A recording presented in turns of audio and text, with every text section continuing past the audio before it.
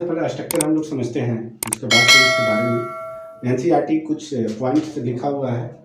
जो चीज़ यहाँ पे समझेंगे वही चीज़ यहाँ पे लिखे हुए हैं। चलिए तो स्टार्ट करते हैं। यहाँ पे जो स्ट्रक्चर दिख रहा है यह ओवरी का स्ट्रक्चर है, यानी कि अंडाशय का स्ट्रक्चर है। ठीक है, तो यह कौन मतलब कि किसका अंडाशय है? तो चाइल्ड का यह ओवरी है। जो चाइल्ड जो मदर होती है, मदर के यूट्रस के अंदर जो चाइल्ड का जो एम्ब्रियो का डेवलपमेंट हो रहा होता है, भ्रूण बन रहा होता है, उस समय उस भ्रूण के अंदर जो ओवरी बनता है, उस ओवरी का स्ट्रक्चर यहाँ पे बनाए हुए है। यानी कि जो अंडाशय होता है उसका स्ट्रक्चर यहाँ पे बनाया गया है। और किसका अंडाशय? जो बेबी होता है उसका अंडाशय यहाँ पे बनाया गया हुआ है। जो एम्ब्रियो होता है, जो भ्रूण होता है, उसका अंडाशय बनाया गया है। तो यहाँ पे देखिएगा, इस ओवरी के अंदर कौन कौन सा सबसे पहले शुरुआती टाइम में अगर चाइल्ड अभी जो फीमेल है वह प्रेग्नेंट हुई है, तो उस टाइम प्रेग्नेंट के कुछ वीक बाद, कुछ सप्ताह बाद क्या होता है, जो ओवरी होता है चाइल्ड के अंदर बनने लगता है।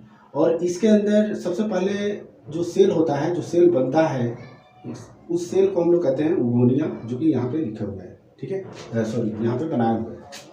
तो यह जो स्ट्रक्चर यहाँ पे दिख रहा है, कुछ यहाँ पे राउंडेड टाइप का स्ट्रक्चर आपको दिख रहा होगा, गोलाकार यहाँ पे रचना दिख रहा होगा, इसको हम लोग कहते हैं उगोनिया। यह उगोनिया के अंदर ही क्या होता है, सेल डिवीजन होता है और लेयर बनते हैं, यानी कि परत बनता है। ठीक है, और इस परत को हम लोग क्या कहते हैं? तो इसको हम लोग फॉलिकल कहते हैं, यानी कि जो परत बन जाता है तो इसको हम लोग फॉलिकल कह सकते हैं। तो यह अभी शुरू में इसको, इस उगोनिया को हम लोग oocyte बोल सकते हैं। ठीक है, प्राइमरी oocyte बोला जा सकता है। तो यह प्राइमरी oocyte के ऊपर क्या होता है, लेयर बनता है, बहुत सारा लेयर बनता है। और यह लेयर जब बनने लगता है तो इसका नाम भी चेंज होने लगता है, यानी कि primary follicle, tertiary follicle, graafian follicle, इस तरह से नाम, सेकेंडरी फॉलिकल, इस तरह से नाम इसका चेंज होने लगेगा।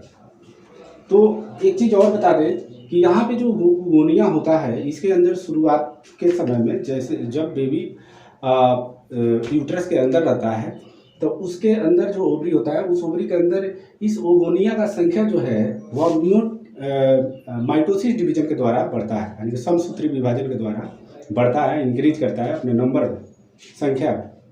ठीक है, और इसका संख्या जो है, इसका संख्या लगभग मिलियन में इसका संख्या होता है उस समय। ठीक है, तो उसके बाद से क्या होता है, इसमें से कुछ सेल जो होते हैं वह क्या करते हैं, अपने ऊपर लेयर बनाने लगते हैं। ठीक है, और लेयर जब बना लेते हैं, यानी कि लेयर बनाते समय उनका नाम भी चेंज होने लगता है। जैसे ही कुछ लेयर उसके ऊपर आ जाएंगे तो उसको हम लोग कहते हैं प्राइमरी फॉलिकल। तो उसको हम लोग कहते हैं प्राइमरी फॉलिकल, यानी कि प्राथमिक पुटक उस स्ट्रक्चर को कहा जाता है। तो आपको याद रखना चाहिए कि सबसे फर्स्ट टाइम इसके अंदर माइटोसिस डिवीजन हो रहा है। माइटोसिस डिवीजन के बाद इसके अंदर लेयर आ रहे हैं, लेयर बन रहे हैं, और उस लेयर को हम लोग कहते हैं, जब लेयर आ जाते हैं, यानी कि लेयर अब बनना स्टार्ट होते हैं, तो उसको हम लोग शुरुआत वाले टाइम में उसको कहेंगे प्राइमरी फॉलिकल, यानी कि प्राथमिक पुटक। उसके बाद से क्या होता है, वह और ज़्यादा लेयर बनाएगा और वह कहलाएगा सेकेंडरी पुटक, यानी कि सेकेंडरी फॉलिकल, यानी कि द्वितीयक पुटक। ठीक है, उसके बाद से और ज़्यादा लेयर बनाएगा और उसको कहते हैं हम लोग तृतीयक पुटक, यानी कि टर्सरी फॉलिकल, जो कि यहाँ पे बनाए हुए हैं। ठीक है, और टर्सरी फॉलिकल के अंदर कुछ इस तरह का स्ट्रक्चर दिखलाई देगा। तो इसके अंदर oocyte होगा, छोटा सा एक स्ट्रक्चर जो दिख रहा है उसको प्राइमरी oocyte कहते हैं। और इसके आसपास में क्या होगा, एक लिक्विड होगा जिसको एंट्रम कहते हैं। एंट्रम को हम लोग हिंदी में कहते हैं गह्वर, यहाँ पे लिखे हुए हैं गह्वर। ठीक है, तो यह गह्वर है, यानी कि एंट्रम है।